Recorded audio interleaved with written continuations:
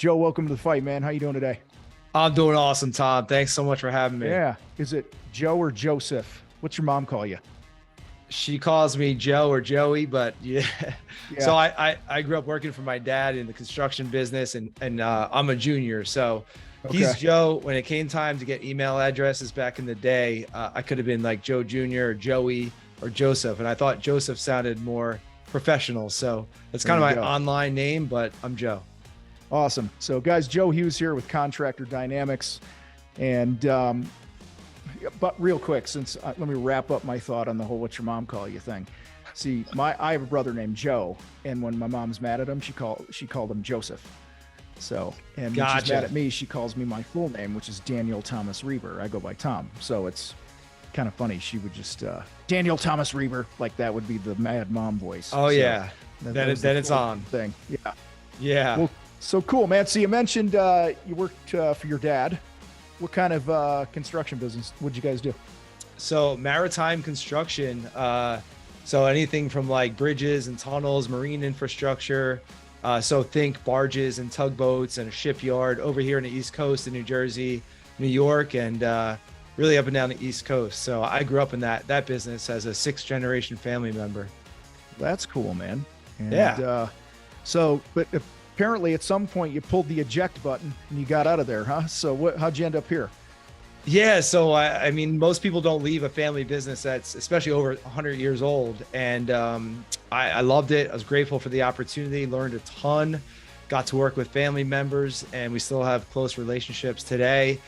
I was at a point where I was about 30 years old, and my wife and I are starting to have a family, and just kind of thinking about, what's next. And for all those entrepreneurs out there, I guess you'll probably resonate. I just wanted to do something on my own and have more flexibility over what I wanted to create, what I wanted to do on a daily basis, flexibility over location and time and income and all that sort of thing. So that was it for me. It's a tough conversation to have, but ultimately one of the decisions that had to be made. So it was it was tough but good. I get it, man. I worked for my uncle, and when I got out of the Marine Corps, I was a painting contractor, and had a similar conversation that I needed to go do my own thing. And I didn't start a painting business right away. It went into sales and stuff. But anyway, so you're around 30 years old. You decide to go off on your own. Is that when you started Contractor Dynamics? Yeah, so that was 10 years ago, coming up on 10 years now. So Nice. yeah, had the contracting background, had a business degree for what that's worth, and a passion for marketing, and just kind of saw the gap for marketing in the construction industry, and hopped right in. So yeah, we've been at it almost 10 years, I guess. All right. So what you said you had a passion for marketing. What was it about it that attracted you to marketing? Man, I mean, this was kind of, maybe dating myself a little bit here, but like before social media really got big, just really like the simple stuff that really is so key today too, Tom. Like, having a basic website, showing people who you are, showing off your work, whether that's on your website or social media or wherever else it might be.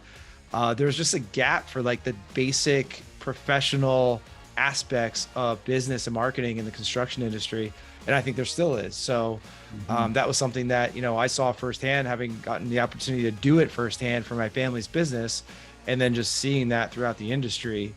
And yeah, it's just the ability to like make some tweaks and like have do something and then see the result, like that tangible cause and effect. To me, that was really cool to be able to track things like, hey, back then, like I wrote, 10 blog posts, and look, we got more traffic, we got more leads, we made more sales. And you can see that correlation, that causation really there. That was really cool. Yeah, I love the marketing game because it's like you're manufacturing revenue out of nothing, right? Yeah. And you just go and make something happen instead of, sadly, what many contractors do is they just wait for things to come to them. So guys listening here, this episode's all about getting eyeballs, and which is getting the phone to ring, getting attention, building your brand. You can't sell a job, you can't produce a job, you can't cash a check if you don't have a lead originally, a qualified lead, right? So I asked Joe to shoot me some bullets of just some things that would be of value to those of you listening. So Joe, what I'm going to do is I'm just going to read one of your bullets. Okay. and let's just vamp on it until we go to the next one. We got 3 or 4 of them here. And I'm interested to hear some of your thoughts on this stuff. So the first bullet you put here was how your market makes buying decisions. Talk to us about that. Yeah, so I hope people can resonate with this. I think everyone will. Like 70% of the buying decision is made before someone reaches out to a company for the first time. Like that might even be low, right? 70%. So what are people doing? Like we're all, doing the same thing, right? We're online, we're looking at reviews, we're looking at different websites, we're looking at different options, we're comparing different quotes and estimates. We're kind of thinking about if it's a home services company, like who we see around town, who we see our neighbors using and recommending in the Facebook groups and things like that. So people are doing their research like long before they reach out to you. And I'll also add to that, like even when people are referred to your business, which is great, right? Like referrals are the best. Even when people are referred, they're still going online to kind of validate and check you out. Like, who are these guys? Let me check out their social media. Let me check out their website. Let me go check out their Google reviews. And if you don't have that basic stuff dialed in, you don't know how much business you could be missing out on simply because people were referred to you and then they go do their research and like, they're just not, maybe they don't trust you enough. They don't see enough of what they're looking for, and they never end up contacting you. So, people are online doing that research and talking with their friends and everything like that long before they reach out. It's no longer like, let me just Google someone or let me pick up the yellow pages. I'm going to call the first guy. Like it's a buying process, right? People have ways in which they buy. And if we're going to talk about like social media, think about the last time that you saw, a single piece of content in your social media feed and you're like, yo, that looks awesome. That guy, Tom, looks awesome. Joe looks awesome. Let me go click that link, put my info in and drop, 10 grand on a project, right? Like we don't do that. And like so many contractors put out some crappy ad and then or piece of content and expect people to be like, falling all over their heels, wanting to work with them. And it just doesn't work that way. So that's the first big point is like, you've got to like meet your market where they're at. And that's where they're at. They're doing the research online. So you've got to be there. Like how awesome would it be if they're asking questions on Google or YouTube and your content's coming up there and you have the ability to educate them and to build that rapport and build yourself up as a trusted authority, a trusted problem solver. Like that's where you want to be. Well, the root of the buying decision is rooted in trust, right? I mean, that's people buy buy from the people they trust. And so at our Mile High Profit Summit, we had Marcus Sheridan talk on our last day there, and he talked about, and I might butcher the quote, I actually did a LinkedIn post with it, but basically he said, the best sales rep your company can have is the customer. And his point was, because you have your content out there, you've answered these questions, this and that, they're doing the research, they're educating themselves and selling themselves. Now they're just calling you, and it's yours to lose at that point, which, comes full circle back to what you said. Most of the buying decision is already made before they pick the phone up or fill out a form. Absolutely. I love him. I love him and his book. They ask you answer. Such good stuff. Yeah. I'm just trying to, as you're talking about buying decisions, I'm thinking of how I buy. I go on, I Google the thing I'm looking for. The first place I look is reviews. And like if somebody has 3 reviews and a 5-star rating, I don't give them as much weight as somebody that has 50 reviews and a 4.8. That's just me. So whatever. So that's first criteria. Then I usually go, then I click their website. And by the time I click through to the website, just based on the reviews, I'm pretty much already sold, which is kind of fun. This is just me. And so, now if somebody refers me, if a friend gives me somebody's number, I'm going to check them out online, but I'm ultimately going with what my friend said and the experience he had. Right. So, but this is all about building your brand. It's all about when somebody's checking you out, you got to look the part. And a lot of contractors sadly just don't look the part. Yeah. And that's the basic stuff. Like we're not even talking about advertising or too much effort right now. It's like the basic stuff. So, I mean, make sure that's dialed in, right? Yeah. Yeah. I, when I first started figuring out this content thing, in the painting industry years ago, it got to the point where people would, because we had our pricing on our website and all this, I had blog posts about how to figure out how much it costs to paint a bathroom, how, like measure it, do this, blah, blah, blah, divide it by this. That's about what you're going to pay, right? And all in. And then here's some factors that make that go up or down, right? And it got to the point after probably a year and a half, 2 years of consistent content, by the time somebody filled out a form on our website, we were basically just going out there, and as long as you didn't throw up on the cat, you were getting the job because they knew they were going to hire you. They were just kind of checking you out at that point. So, all right. Were you going to say something? No, I mean, that's like, yeah, Marcus Sheridan, I saw him speak last year, talks about, that similar thing, right? The average person that filled out a website form and ended up becoming a customer read like 34 blog posts or whatever on their website, so yeah, that data is good so that you can do more of what's working, right? Like a lot of times it's not about, chasing the shiny new object or, the latest hack or whatever. It's like, hey, if it's working, like just keep doing it, right? Or do more of it if you want, Yep. So I'm working on something that I'm putting out soon. That's some of the biggest mistakes contractors make with their marketing. Oh. And that's your next bullet point. And so I'm curious what yours are. Mine's not done yet, but I have my first one, so I can share my first one after you share yours. But I'm just curious, what do you see in the day-to-day comings and goings of you and your company and your clients that contractors are just dropping the ball, man? Yeah. So I guess there's a few things. Number one is just not doing anything, right? Like marketing is one of the pillar systems of any business, right? Like you have your sales system, you have your fulfillment or production system, you have your finance system, operations. Marketing is one of those big systems that you need to have a system for like predictably and consistently generating your own customers. Like you do. Every business has that, whether it's door knocking, whether it's social media, whether it's Google referrals, B&I groups. Like every successful company has a system for generating their own customers that they can somewhat predict with some level of consistency. So just doing something is key, is essential, not key. Yeah. And number two, like one of the things we see all the time is like, all right, contracting company owner, I'm doing all these things. I'm working 14 hours a day. I'm wearing all these hats. Yeah, I know that, Tom, Joe say I should be doing marketing, but I just don't have time for it. I don't want to do it. I just want to pay, Home Advisor, this other guy to like make my phone ring, right? And make, generate customers for me. And that, like, we've been in business a while. So like we've seen, the evolution of a lot of things, and like that worked, back 5, 6, 7, 8 years ago. Like that did work, right?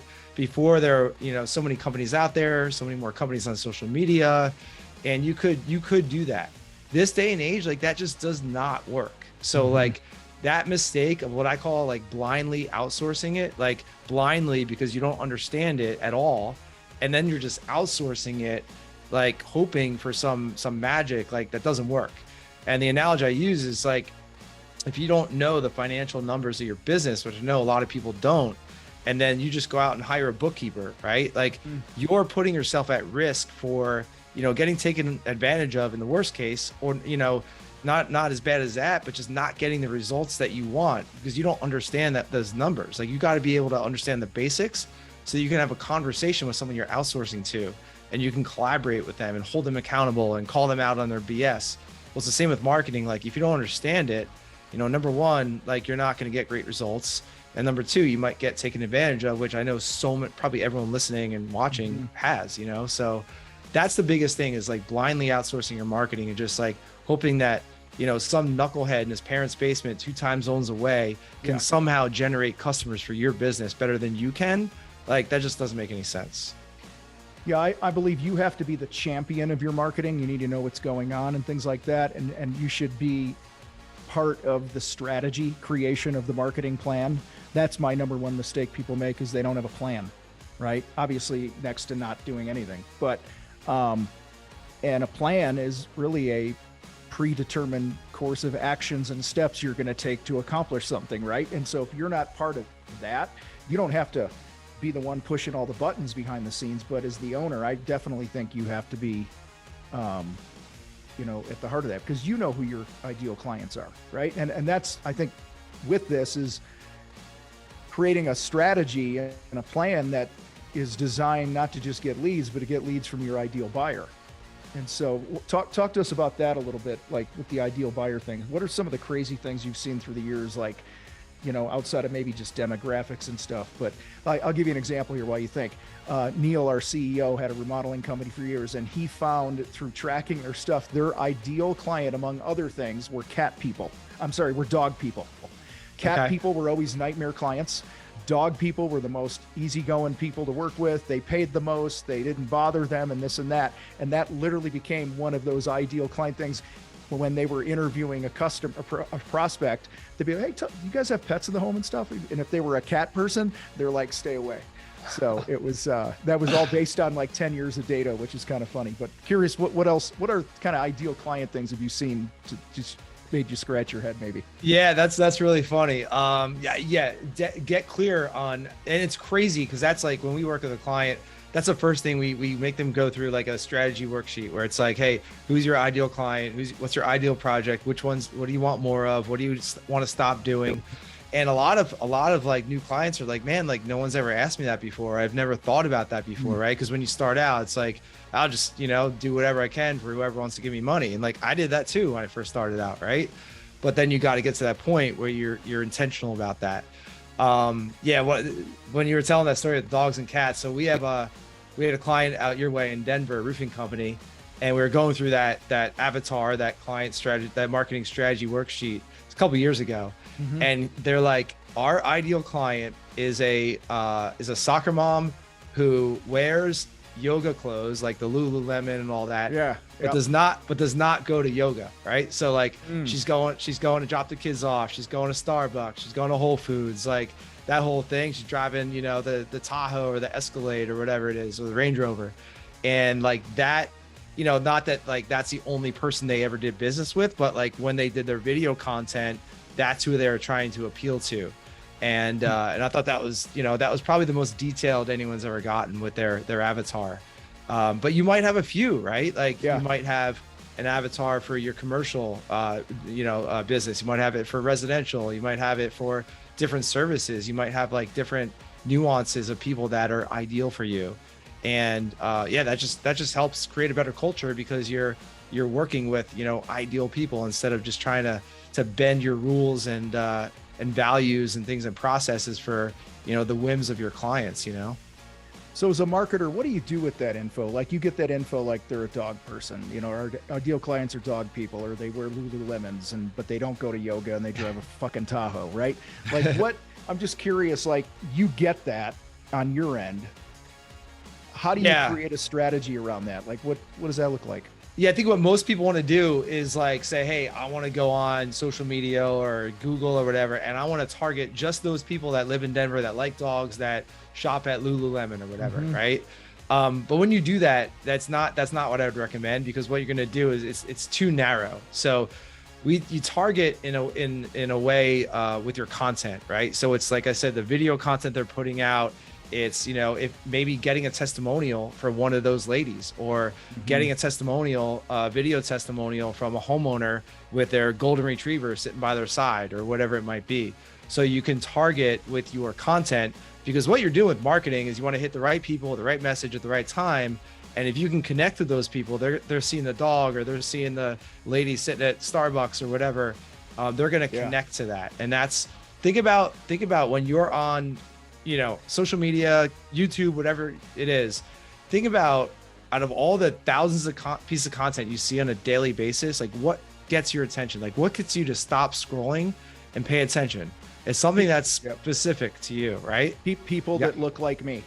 There you go. Exactly. Right. In a broad sense. Right. So like we have 4 dogs. If I'm scrolling through, Facebook right now or something, and I see a freaking dog, I'm if nothing else, I'm going to slow down. Exactly. Right? So that's, that's good. So I just wondered how you approach that and stuff. So I do want to touch on one other mistake contractors make with their marketing. Have you speak to this, because I'm kind of on a mission to help you marketers with this, because I see it as a problem. Okay. Right? Nothing you're doing wrong necessarily. I think one of the big mistakes contractors make is they don't understand the time it takes to generate results in marketing, because it's like you and I talked on the phone the other day. It's like planting bamboo, right? Like you plant bamboo, it grows under the ground for a while. And I'm not saying like you shouldn't have some leads when you hire a marketing company or whatever. But what I'm saying is like somebody might hire somebody to build them a website or do an ad campaign or SEO or whatever it is. They don't understand that, and they don't like to hear this. So I'll say it, and then I'll basically throw the grenade in the room right now and then get out of here and let you handle this. Please do. Right? So it was explained to me when I was learning some things about marketing many years ago that one of the things clients hate to hear is that marketing is just a lot of testing and testing takes time. And they don't understand that it's a long-term investment to market your business properly. Can you speak to that expectation a little bit? Yeah, totally. Man, I have a few things I want to talk about there. So marketing, yes, it is testing. However, I would say for anyone, if you're looking to hire a marketing company or a freelancer or whatever, don't be their first contractor that they work with, right? Like work with a company that has experience with a lot of companies just like yours, right? If they're, marketing for dentists and lawyers and, there are some similarities marketing for local businesses, but like when it comes to there's plenty of agencies out there, plenty of people that work only with contractors. So that means they're not learning on your dime, right? They've already done the learning, most of it anyway. And so you're not starting from zero. You're starting from like, step 6 out of 10 instead of 0 out of 10. Yeah. So that's going to be something that's going to be helpful. But yes, there is some testing involved in marketing. And to that, I would say like, make sure that you have a plan, that you're sitting down with your agency or marketer and make sure you have a plan. It's not an overnight success thing.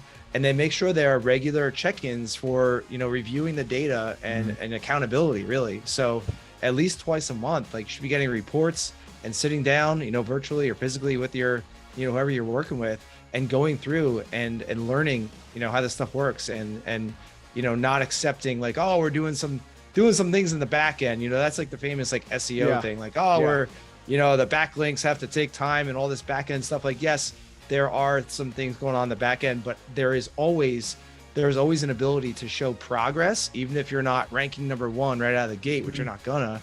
Like, there's tools and software out there where you can track a lot of this stuff, which makes digital and social media awesome. You can track a lot.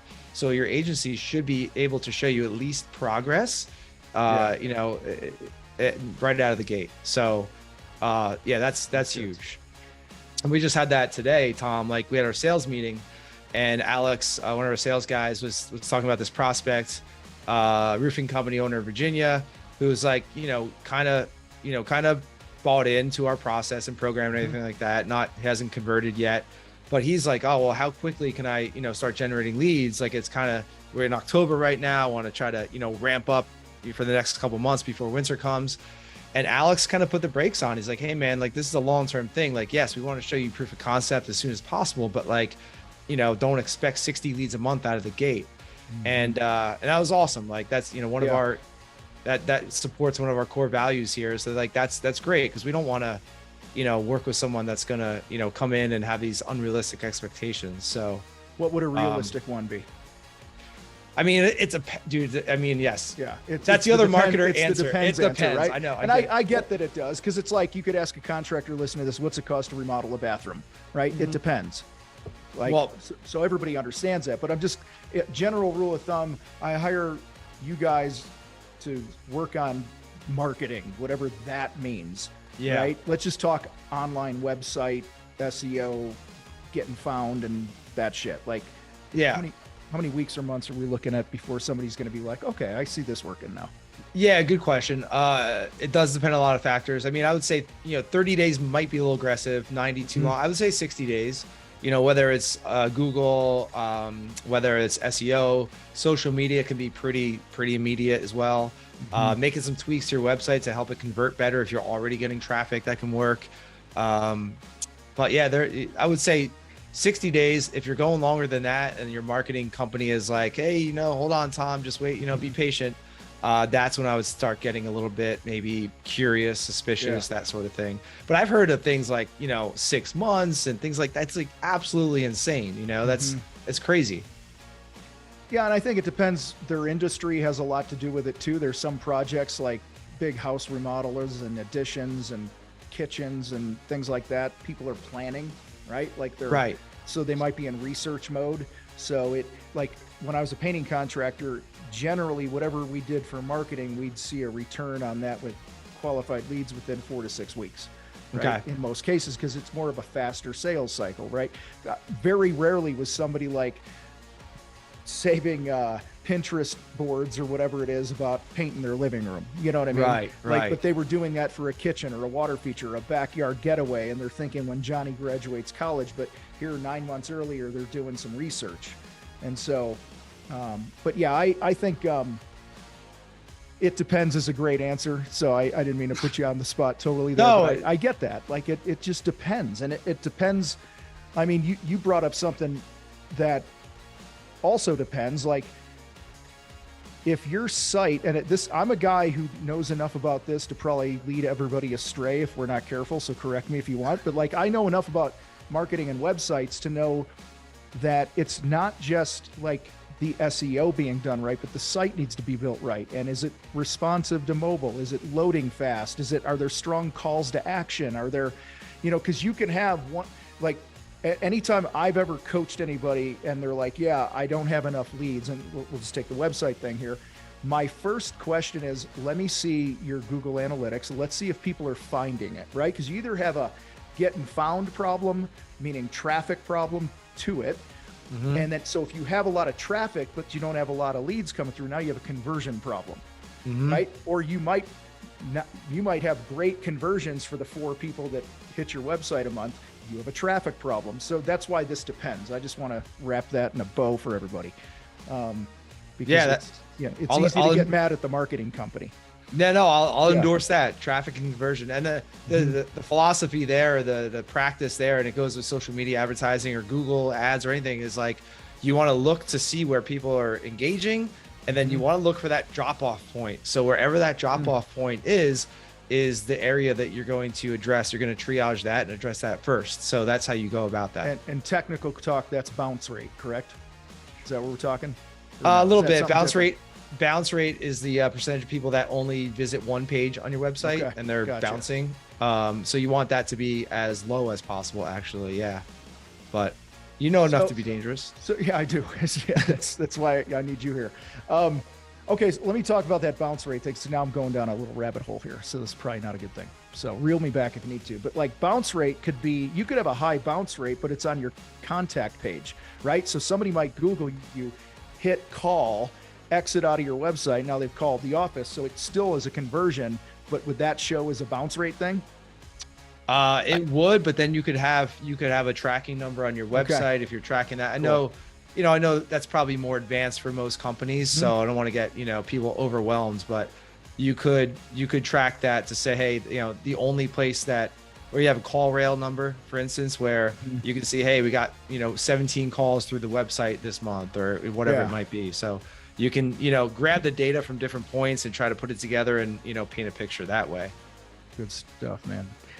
So let's talk a little bit about the benefits of building your brand, the payoff that comes with that. I talk a lot about building your brand, and I think, to me, I'll just define what I mean by like everything you do, everything you don't do sends a message or tells a story. So I'm always talking about build your brand intentionally in the way that you want to be known in the world.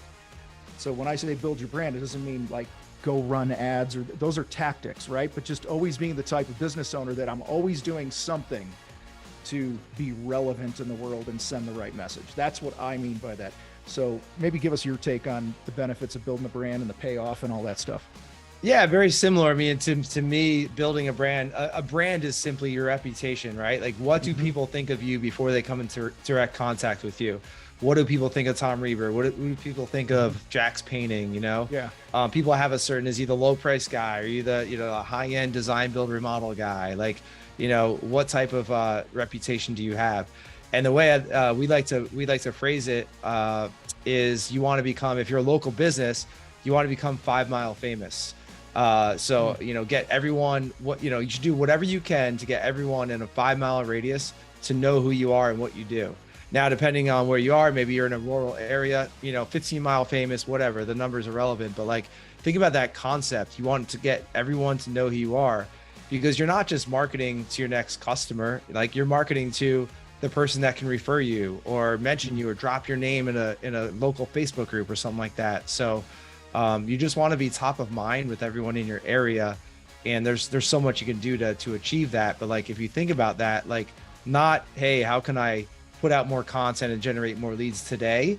But how can I put out more content to let people know what we do in a tasteful, non-salesy way, so that when they know of someone that has a need, or if they have a need themselves, then I'm going to be that top of mind company that they think of first. Does that make sense?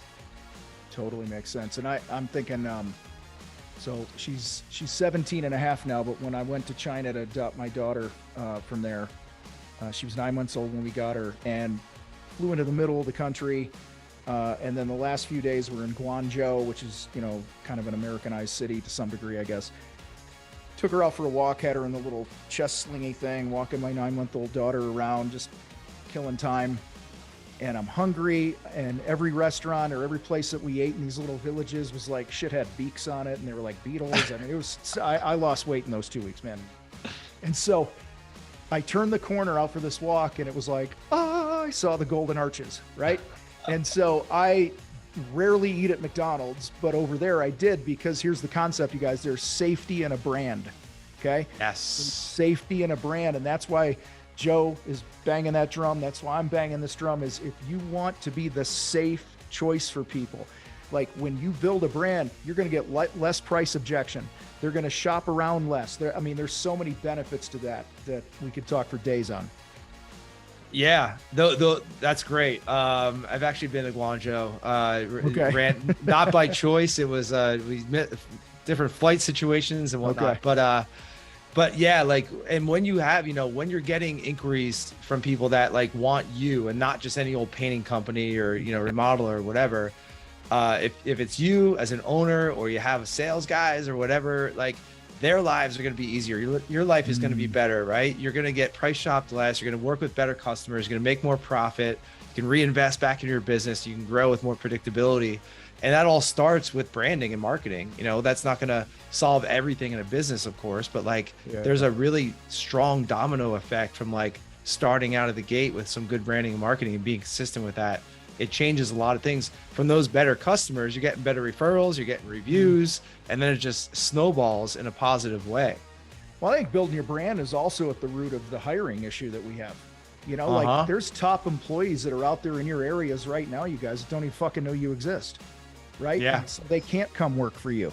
But if they're seeing your trucks and your guys are geared up, and you see you on social, and you're like, you're always doing something, like you're talking about that 5-mile radius or whatever it is, you're going to have a lot more, I don't want to say luck, because at that point it's not luck, but you're going to have a lot more luck or probability of them reaching out to you when a lot of these guys are great at their craft. They've been staying with the company they're staying at because they don't know there's a better option, and they're sick and tired of their boss's bullshit.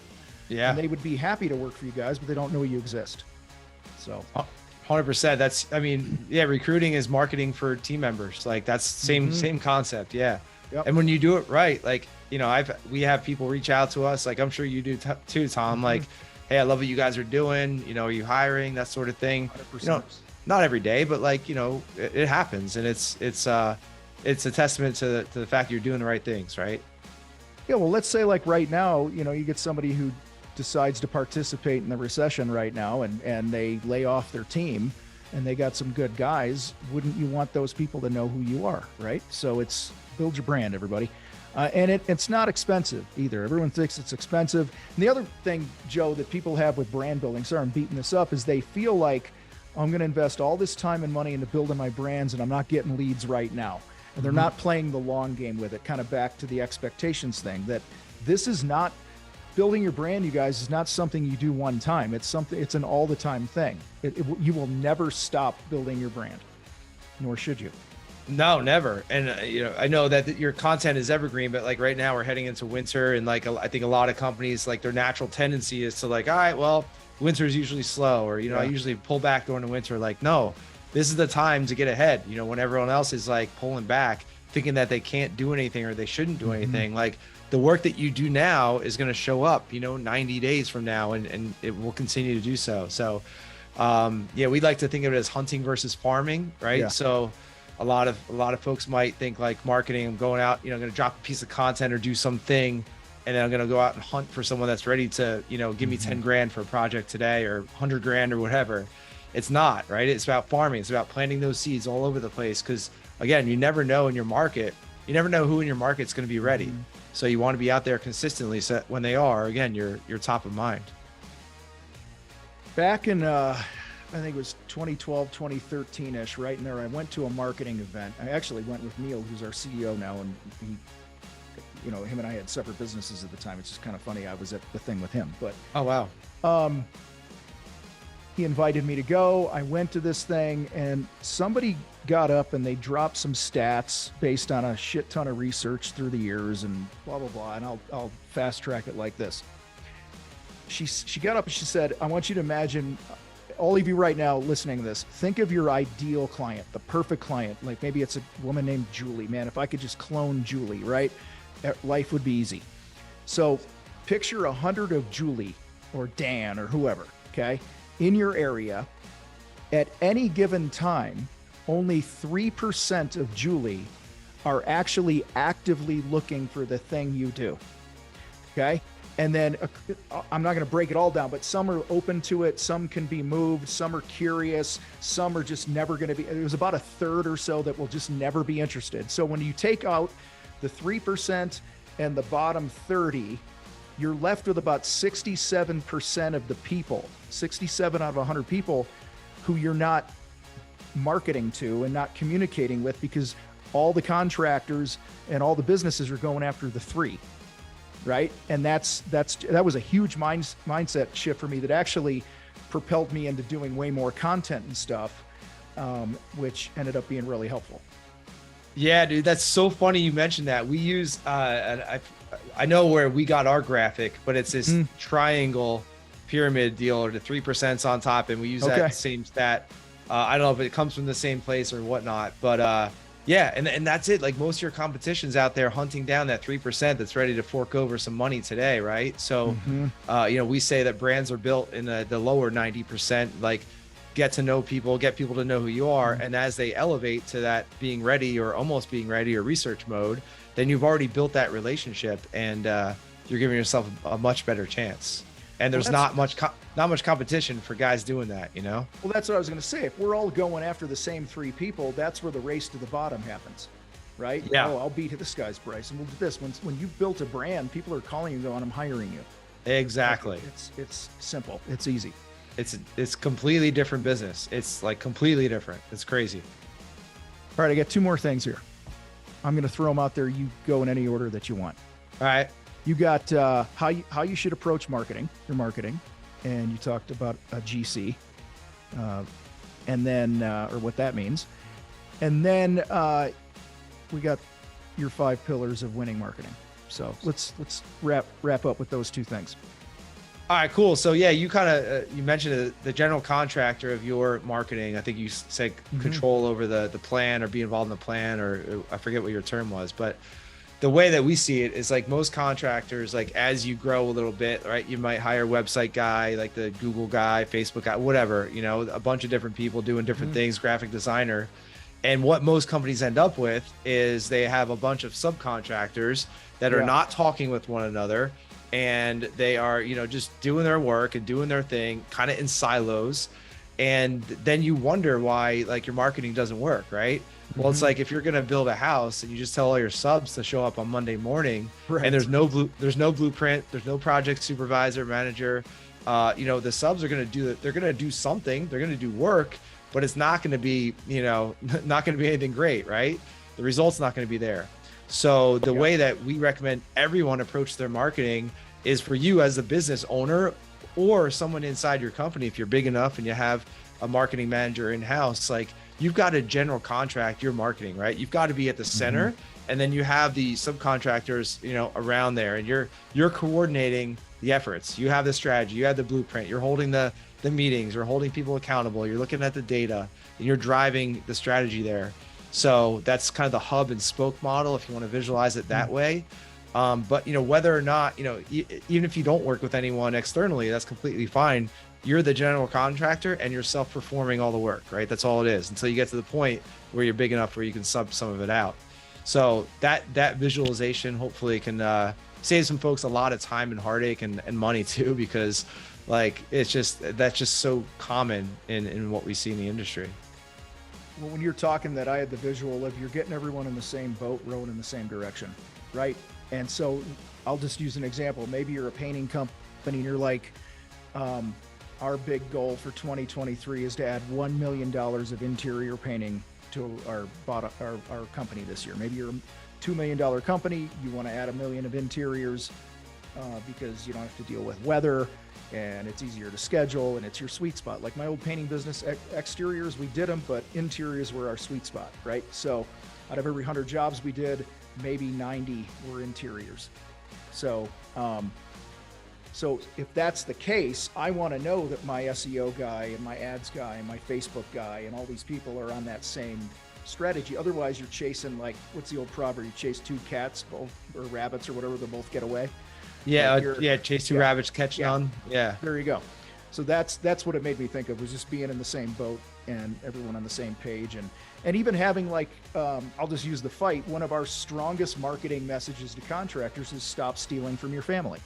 So we want to make sure across all the channels that message is going out there, you know, because that's through our data and just what we know, that's been the thing that really, what's the word? Complements what we're doing and unifies. Yeah. Yeah. Like we have a client who was doing some SEO, hired some company to do SEO for him, spending a few grand a month actually. And they were ranking for like Hardy siding, like all over the country, like as a local contractor, like they were ranking, getting traffic, but it was unqualified traffic from, you know, guys from across the country just doing some research on Hardy siding, Hardy board, you know? And he just wasn't educated on how to read that report he was getting every month, and just it went on and on. And I mean, yeah, it's a lot of money. It adds up. Yeah, it does. And I'll just share one of the other mistakes we've made in the fight through the years is we have like a couple different programs that are for different types of people. Well, if we're not unified in our launches of those programs, then you're stepping on the toes of the other thing that you're trying to sell. You know what I'm saying? So there's so many reasons why you need to have that somebody be the GC of your marketing in your business so they can coordinate the schedule. Absolutely. And yeah. 100%. And then you asked about the 5 pillars. Yeah, like I'll go here. Yeah. Talk to me about that. Yeah. I mean, I can go into depth, but I'll keep it, you know, kind of flyover mode.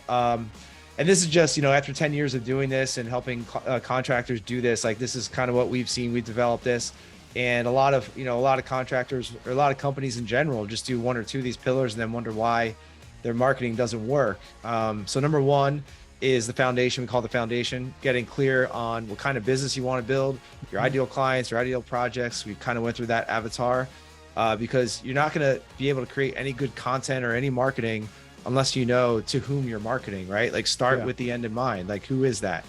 So number 2 would be the content, right? It's going to be mapping out your, you know, any videos or any, you know, whatever, any type of content that goes out from your company, whether it's on your website, it's on, you know, YouTube, whatever it is, social media, that content's got to connect with those ideal prospective clients, right? Those dog lovers, those yoga moms. Yep.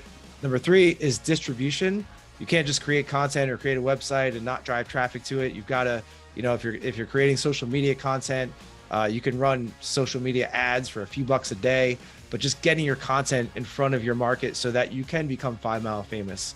So distributing your content, your message, you know, that can be billboards, that can be yard signs, that can be truck wraps. Like those are all variations of distributing your message, but you've got to be out there consistently for people to see you, getting eyeballs in your business, right? Yeah.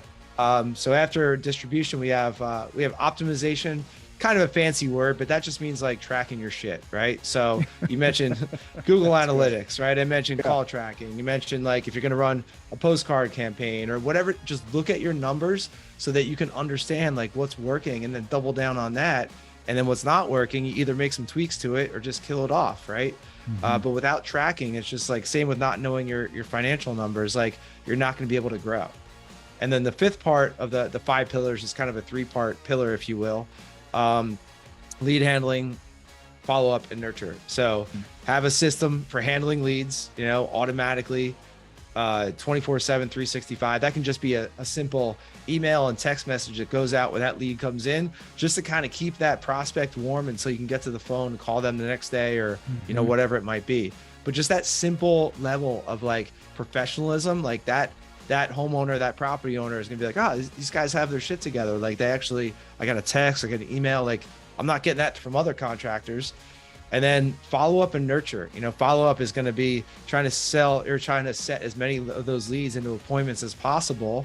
And then the long-term nurture is like, all right, well, I inquired with Tom's Painting today for my interior painting job. But I don't know if I want to get it done right now. Maybe I want to wait till the spring. I'm not really sure. Well, just because someone's not ready to give you a chunk of change today, like doesn't mean they're not interested. Like there's a million reasons why people get busy. They're not ready. They got to wait till they get their money in order, whatever it is. Stay in touch with those people so that 6 months down the road, when they're ready, again, you're top of mind. And they're not like, oh yeah, who's that guy? I heard you talking about this, Tom, on a recent podcast. Your painter, the hardwood floor guy. Yep. And they didn't keep in touch with you.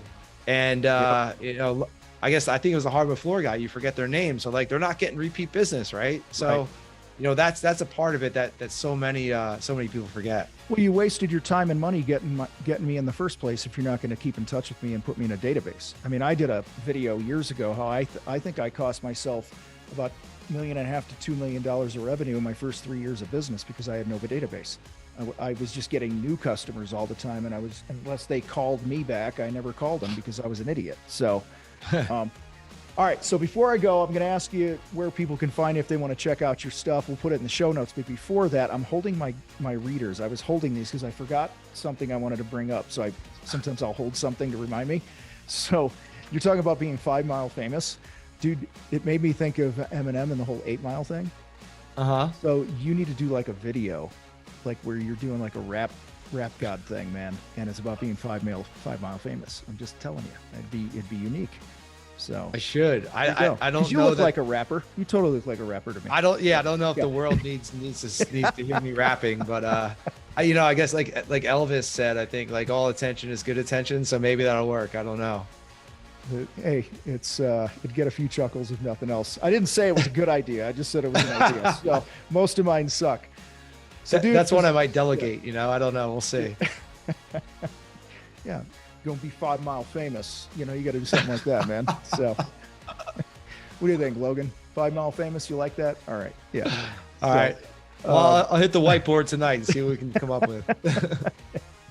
Yeah. Oh boy. If it works, you can give me credit. If it bombs, you can still give me credit. I'll own it. So all right. Nice. I like that. Extreme ownership. That's right. So where do people find you?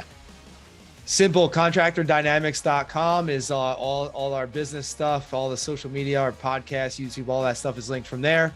And then if you want to connect with me personally on Instagram, it's Hey Joseph Hughes. And just shoot a message, follow us, whatever. We're putting out content every day there. So love to connect. And one of our core values is that we are trusted advisors. We love to help people with whatever they need, whether it means, working with us or not. So happy to help and point you in the right direction, whatever it is that you need.